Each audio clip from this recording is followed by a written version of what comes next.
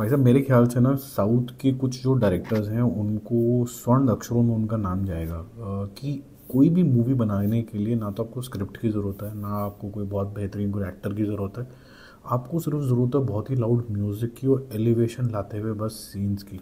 VFX से वैसे ही कमाल हो गया तो अपनी इमेजिनेशन के जो घोड़े हैं जितने मर्जी हैं वो दौड़ा दो और उसके बाद एक कोई मूवी बना दो।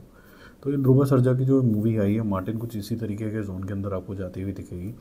प्लॉट सुनने में आपको बेहतरीन लगेगा लेकिन इसकी एग्जीक्यूशन महाबकवास है। एक्टिंग की तो मैं क्या ही बात करूँ, मतलब इनके जो फैंस हैं वो नाराज़ हो जाएंगे।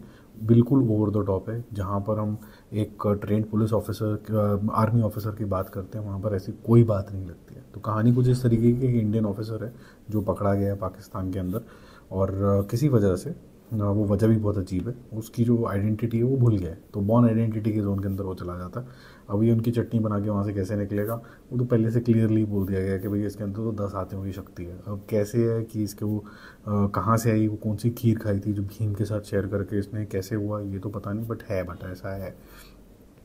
उसके बाद जी ये लग जाता है काम के ऊपर कि मेरे को अपने देश को भी बचाना है, तो अपनी आइडेंटिटी भी ढूंढनी है, देश को भी बचाना है, तो बहुत सोनी सोनी चीज़ आपको चीज़ें लगेंगी। तीसरी चीज़, एक और इसके जैसे दिखने वाला इंसान है।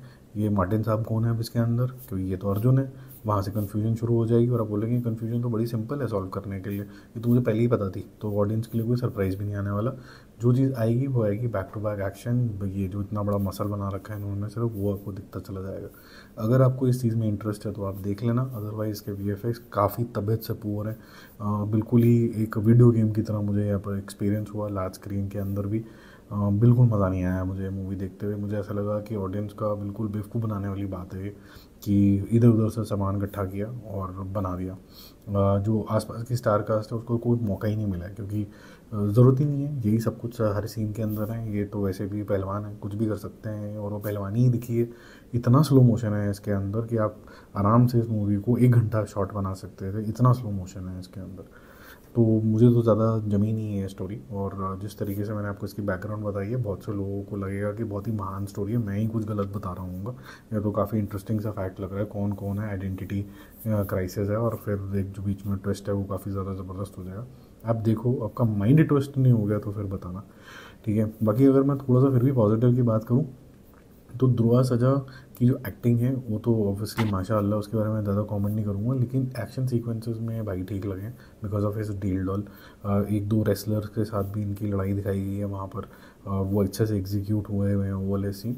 But at the same time ना क्या है कि जब यहाँ पर कम्प्लीटली फिस्ट फाइट रहने देनी चाहिए थी जिस तरीके का इसका था, और दूसरा थोड़ा सा ट्रेनिंग और डिफ्रेंसिएशन होता है ना एक आइडेंटिटी और दूसरे आइडेंटिटी के अंदर, वो बहुत अच्छे तरीके से डील नहीं किया गया है यहाँ पर, क्योंकि जो एक ऑफिसर का बॉडी लैंग्वेज होता है वो बहुत डिफरेंट होता है।